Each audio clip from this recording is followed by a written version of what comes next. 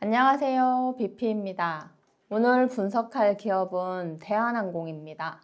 팬데믹 직후부터 3년이라는 긴 시간 동안 대한항공은 견고한 박스권에 갇혀 있습니다. 많은 이들이 아시아나 항공 합병 지연을 주된 원인으로 꼽지만 실질적인 하방 압력은 고금리와 화물 운임의 하락이 원인입니다. 여기에 고환율과 고유가, 지정학적 리스크, 그리고 시장 수급의 소외까지 더해져 주가는 거미줄에 걸린 듯 꼼짝 못하고 있습니다. 현재 대한항공이 직면한 가장 큰 과제는 이익구조 개선입니다. 하지만 매출의 큰 축이었던 화물 운임은 외부 변수이기 때문에 자력으로 통제할 수는 없습니다. 내부적으로 시도할 수 있는 자구책은 몇 가지 안 되는데 우선 급하게 할 수 있는 게 노선별 가격 조정, 성수기 할증, 프리미엄 좌석 비중 확대 정도에 불과합니다.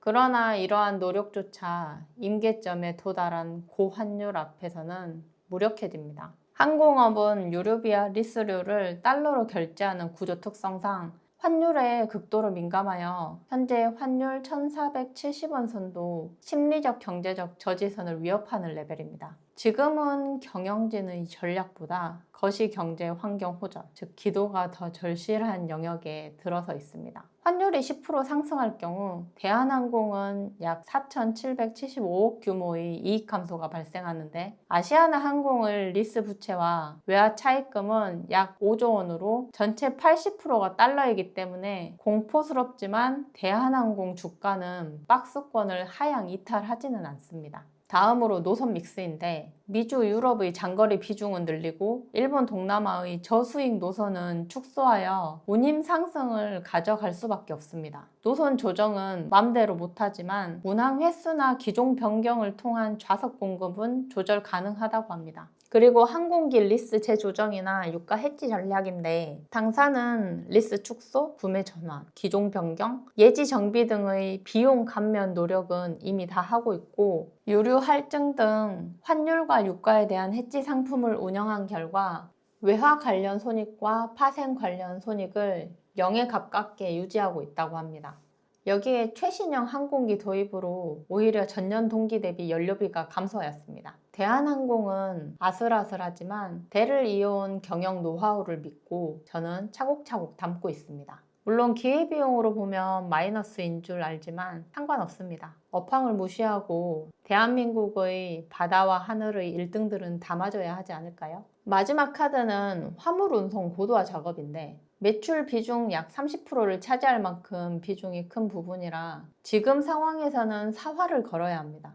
운임은 그때그때 가격이 변동되는 스팟과 미리 정해진 컨트랙트로 나뉘는데 지금과 같은 위기엔 컨트랙트 비중을 늘려서 에비트다를 안정화해야 합니다. 뿐만 아니라 반도체, 의약품, 전자부품 등은 운임이 2배에서 5배까지 비싸기 때문에 유럽, 미주, 상하이의 고부가 화물 노선별 믹싱이 중요합니다. 지금의 반도체 화랑기엔 화물 전용기 운영 확대는 유리한 전략입니다. 반도체는 항공이 유일한 운송수단으로 AI 서버, GPU, HBM 등 고성능 수요 증가가 항공 화물 물동량을 견인하는데 26년 1분기 화물 매출은 컨트랙트 계약이 확대된 한편 높은 수요를 보인 미주 노선의 부정기, 전세기의 탄력적 투입으로 1조 906억 원을 기록했습니다. 여기까지가 최악의 상황 속 운영 경비 절감과 재무 개선을 위한 제한된 자구책을 살펴봤는데요. 60여 년의 경험은 역시 실 엄청나다 생각하며 이 위기가 크면 클수록 대한항공의 미래는 밝다고 확신합니다. 팬데믹 시기의 세상 멈춤과 공포에 비하면 이번 전쟁은 견딜만 한가 봅니다. 그 근거로 올해 1분기 별도 기준 매출 4조 5천억, 영업이익은 5,169억 원으로 전년 동기 대비 47.3% 증가했고 당기순이익은 25.6% 늘어난 2,427억 원으로 집계됐습니다. 2분기는 고환율과 고유가의 영향이 본격화될 것으로 전망되지만 비상경영이란 단어보단 상승 변곡점을 따져볼 때입니다. 내부 개선이 하락을 방어하고 박스권을 유지하는 힘이라면 외부 요인들은 모두 다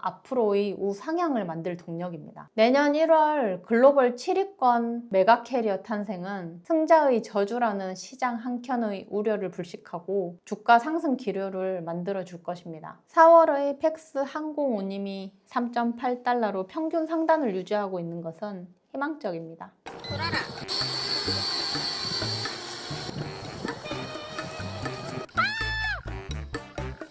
어디가? 오 마이 갓. 저거 맞지? 깜빡거리는 거. 아, 답 안 나온다. 아이고.